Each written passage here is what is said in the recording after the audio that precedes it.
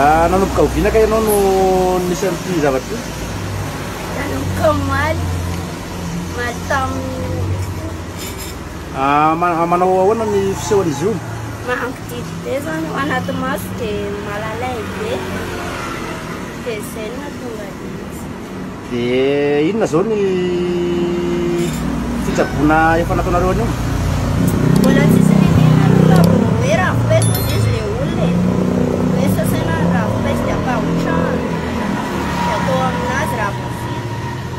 Mahafantatra ve ianao fa misy ny areti-maso eto Madagasikara mianaka be? Ie, mahafantatra. Efa nisy ve niresaka taminao hoe le areti-maso vaovao io sa hoe aretina mpahazo anao matetika? Ie, fa nisy hoe areti-maso avy amin'ny Majunga vao tonga eto Tanoha. Taomaly nisy miteny anay efa harivariva taminy eny. Moa sisy le areti-maso tonga eto amintsika eto Antananarivo avy amin'ny Majunga. Ao amin'ny fianakaviana ve tsy misy hoe narary mitovy anao zao sa voinao rery na fiarahamonina? Mbola tsy misy fa vao zaho zao. Dia mieritreritry ny hamonjy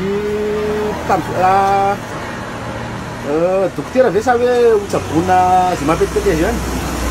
Mbola tsy namonjy dokotera aloha fa nilany efa miteny hoe mamonjy dokotera fa sarotra be loatra izy anandravoango misy klinika dia aterana mandeha anao izy dia maka anandravoango dia mijery ny masony fa tena ratsy be io areti-masony. Saka betaka.